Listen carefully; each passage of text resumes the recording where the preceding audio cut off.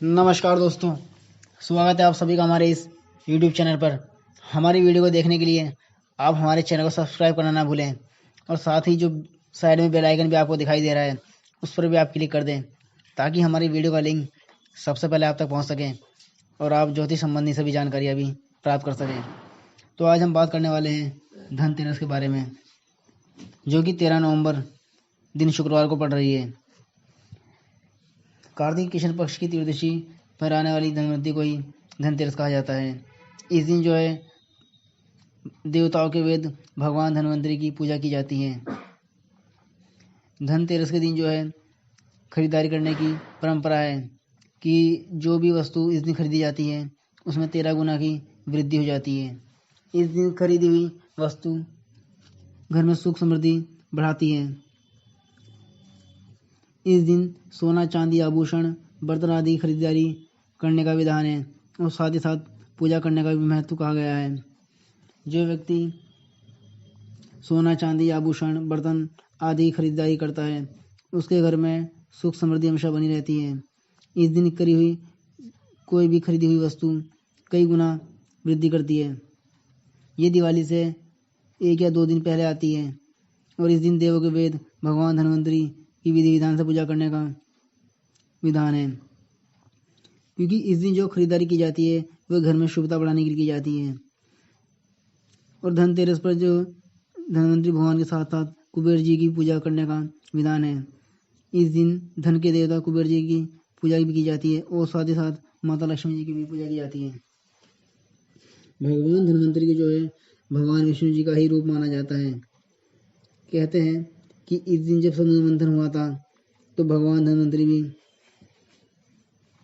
समुद्र मंथन से अमृत कलश लेकर प्रकट हुए थे, लेकिन ये जो कलश था वो पीतल का था। तो इस दिन पीतल के बर्तन खरीदने का भी बहुत महत्व कहा गया है। इस दिन आप चांदी का सिक्का जरूर खरीदें। चांदी का सिक्का बहुत ही शुभ माना गया है और साथ ही साथ इस दिन झाड़ू खरीदना बहुत शुभ कहा गया है।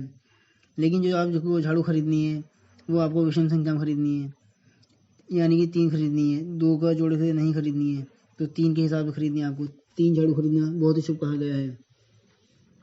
इस दिन घर को आप अपने साफ सुथरा रखें, किसी प्रकार का कूड़ा करकट ना होने दें। और जो पूजा आप करेंगे भगवान कुबेर जी और धनवंतरी जी की, तो उत्तर दिशा की तरफ मुंह करके आपको करनी है, क्योंकि उत्तर दिशा है इनकी कही गई है। जो उत्तर दिशा घर में जो उत्तर की तरफ का जो आपका है घर, उसको काफ़ी साफ सुथरा रखना है। उस दिन किसी प्रकार का कूड़ा करकट ना हो।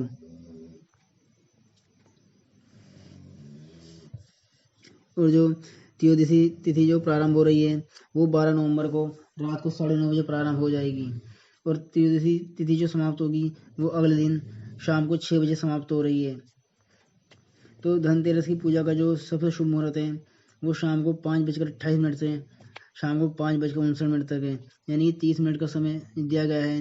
ये सबसे शुभ मुहूर्त है और ख़रीदारी करने के लिए जो आप शाम के 6 बजे तक कर सकते हैं।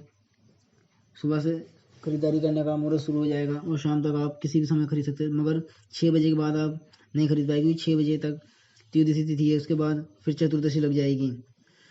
भगवान कुबेर जी को जो है सफ़ेद मिठाई का भोग लगाया जाएगा और भगवान धनवंतरी को पीली मिठाई का, क्योंकि पीली वस्तुएं जो है भगवान धनवंतरी को बहुत ही ज़्यादा पसंद है।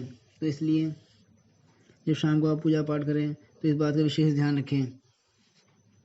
और धनतेरस के दिन ही कहते हैं कि संध्या के समय घर के बाहर एक दीपक जलाया जाता है, जिसे यम दीपदान कहा जाता है, क्योंकि ये दीपक जो है यमराज के लिए जलाया जाता है ताकि किसी प्रकार की अकाल मृत्यु का भय हमारे परिवार पर ना हो। तो इसी वजह से यमराज को खुश करने के लिए यम का दीपक जलाया जाता है। और ये दीपक आपको जो है संध्या के समय जलाना है, दक्षिण दिशा में मुँह करके, जिससे आपके परिवार के सदस्यों की अकाल मृत्यु से सुरक्षा प्रदान हो सके। कहते हैं कि एक बार किसी एक देवता ने पूछा था यमराज से कि अकाल मृत्यु से बचने का क्या कोई उपाय नहीं है।